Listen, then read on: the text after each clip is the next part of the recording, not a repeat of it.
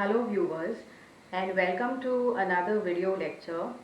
Today we shall try to understand the branches and scope of psychology. In other words, what all can you do after you qualify in this subject? Besides rendering us and helping social services to others, the knowledge of psychology is also personally relevant to us in our day-to-day life. Psychologists hold an almost endless and pretty varied variety of jobs. Every aspect of our life applies psychology. Many of them teach in colleges or universities. Some work in hospitals, schools, some in judiciary systems, and some psychologists are employed in industry as well. Now, according to the APA, the American Psychological Association, there are more than 40 subdivisions of psychology. Today, I am going to discuss some of the most common subfields or branches of psychology and the scope of psychology in general. Now, let us try to understand what all you can do after you get your degree in this subject.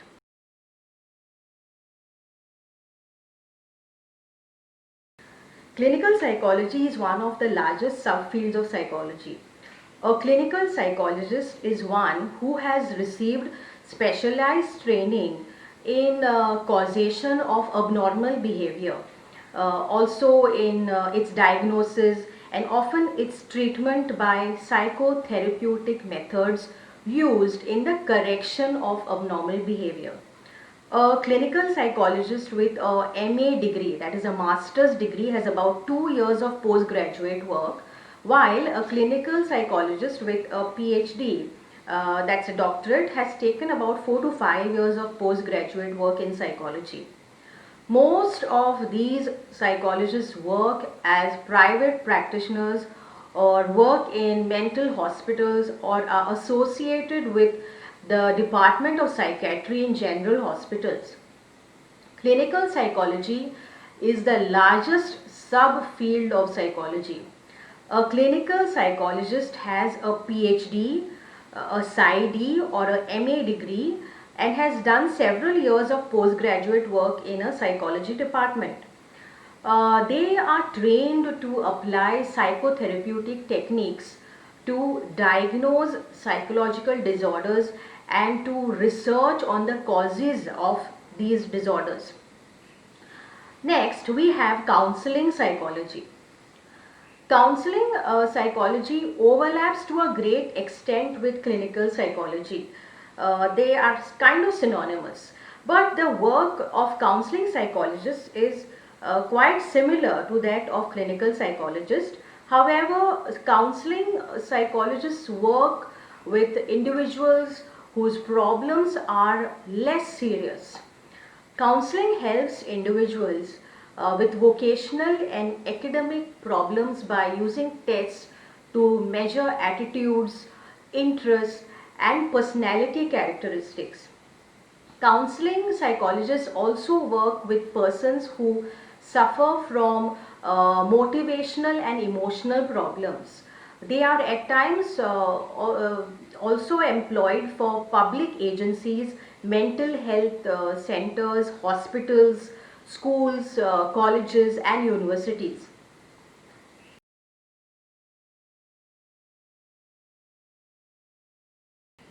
Another prominent field of psychology is that of cognitive psychology. Cognitive psychology investigates mental processes involved in acquisition, storage, manipulation and transformation of information received from the environment along with its use and communication. The major cognitive processes are attention, perception, memory, reasoning, problem solving, decision making and language. Cognitive psychologists often collaborate with neuroscientists and computer scientists and conduct experiments in laboratory settings, in scientific settings, so to say. Another subfield of psychology is biological psychology. The biological perspective is a way of looking at psychological issues by studying the physical basis for animal and human behavior. It is one of the major perspectives in psychology and involves such things as studying the brain, the immune system, the nervous system, and genetics. It focuses on the relationship between behavior and the physical system, including the brain and the rest of the nervous system. The immune system, genetics, these are areas which they are interested in. Consider an issue like aggression. Now, the psychoanalytic perspective might view aggression as the result of childhood experiences and the unconscious urges one has. The behavioral perspective considers how the behavior was shaped by association, reinforcement, and punishment. A psychologist with a social perspective might look at the group dynamics and pressures that contribute to such behavior. The biological viewpoint, on the other hand, would involve looking at the biological roots that lie behind aggressive behaviors. Someone who takes the biological perspective might consider how certain types of brain injury might lead to aggressive actions, or they might consider genetic factors that can contribute to such displays of behavior.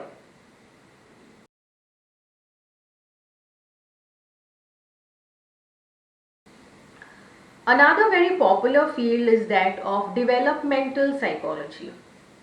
Developmental psychologists try to understand complex behaviors by studying their beginnings and the patterns in which they change with time. If we can trace the origin and developmental sequence, the flow of a certain behavior, we will have a better understanding of it. Since developmental sequence of a certain behavior occur rapidly in early years of life, child psychology and educational psychology comprise a large part of this branch of developmental psychology. But developmental psychologists are also concerned with the behavior changes that occur in adolescence, adulthood, and old age. So they are not just working with children but with adults as well. The next one is social psychology. Social psychology focuses on the nature of social interactions and attempts to determine the manner in which the behavior of one individual is influenced by other people. Social psychology studies the impact of group life on various aspects of individuals' behavior. It has its emphasis on topics like interpersonal attraction, communication, social perception, social communication, group attitudes, public opinion, sexual behavior, social influence, group decisions making, etc. Lately, during the pandemic, we have had a lot of new attitudes formed towards our government, police, doctors, health and cleanliness workers, and that has shaped our behavior and how we act towards them when we go out of our homes. Now, such topics are studied by social psychologists. Another significant field is that of cross-cultural psychology. Cross-cultural psychology and cultural psychology examines the role of culture in understanding behavior, thought, and emotion. It assumes that human behavior is not only a reflection of human biological potential but also a product of culture.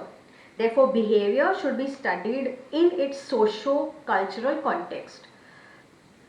Culture influences human behavior in many ways and in varying degrees as well.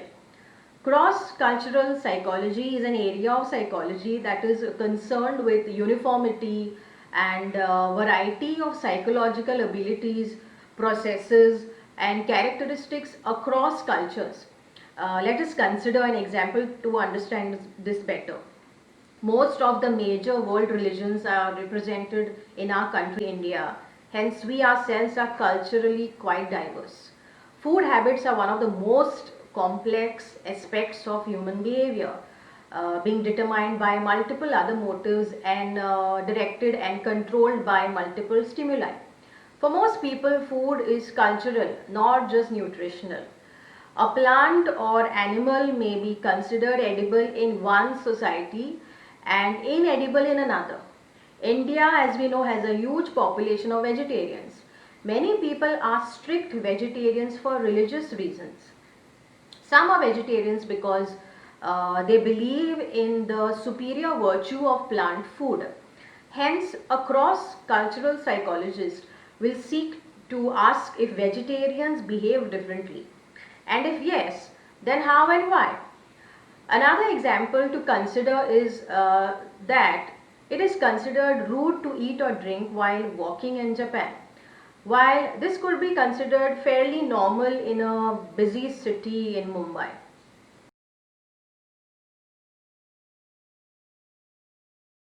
Crucial field of psychology is that of environmental psychology.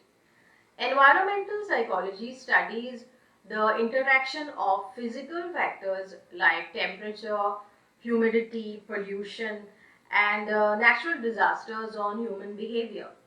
The influence of physical arrangement of the workplace on health, the emotional state, and interpersonal relations are also investigated.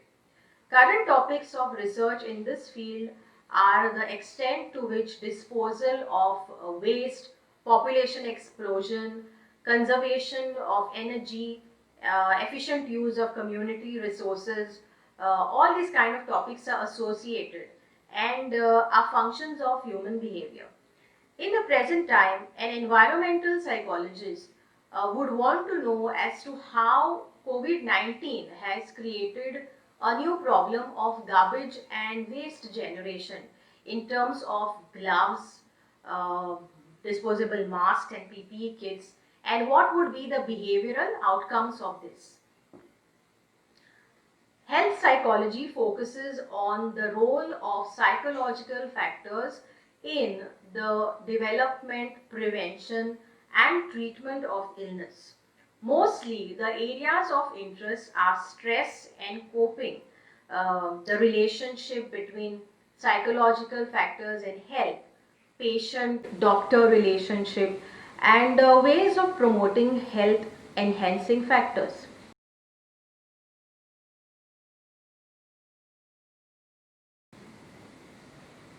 Let us now discuss another very relevant field of psychology, which is called organizational psychology.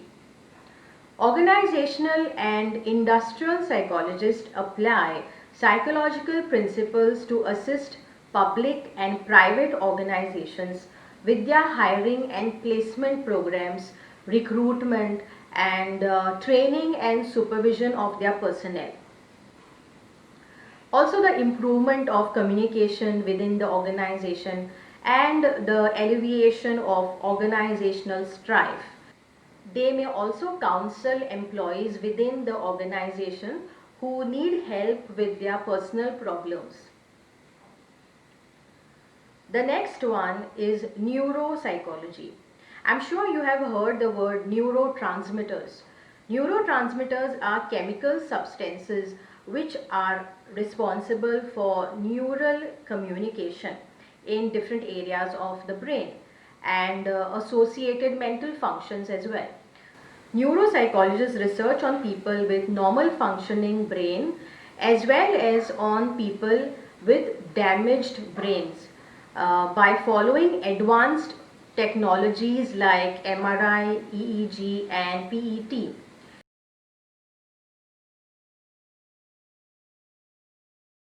Educational psychology tries to understand how people of all ages learn. Educational psychologists primarily help to develop instructional materials used to train people in both educational and work settings.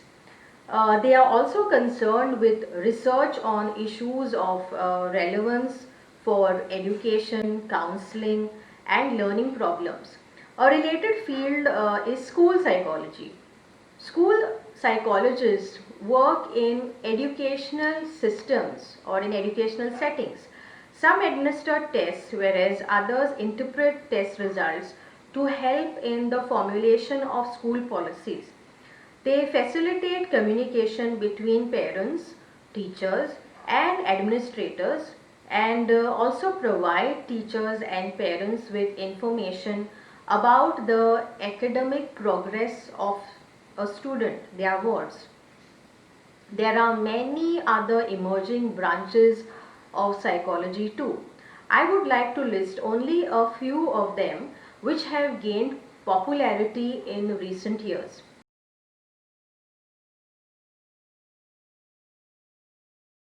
Firstly, forensic psychology. Forensic psychology often plays a role in punishing and preventing crimes. The word forensic is defined as the scientific method for investigation of crime. Forensic psychology is often described as the merger of law and psychology. Professionals in this field are often given the ominous responsibilities of trying to figure out why certain types of people commit crimes, what type of person committed a crime, and how to prevent people from committing crimes in the future. Forensic psychologists offer their professional expertise to aid the judicial system in both civil as well as criminal matters. Another contemporary branch of psychology is that of criminal psychology. In this field, psychologists mainly focus on offenders. They can engage in a number of activities related to investigation, ranging from profile creation process to conduction of psychological testing of people for courts or trials for various crimes. Another popular one in recent times is sports psychology. It applies psychological principles to improve sports performance by enhancing the motivation of athletes. Sports psychology is a relatively new field, but it is getting popular and is receiving acceptance day by day. To be successful in any field of psychology or even generally in life, it is going to take us a lot of hard work. Excuses take us nowhere.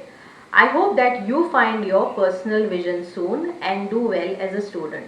Once again, thank you for watching.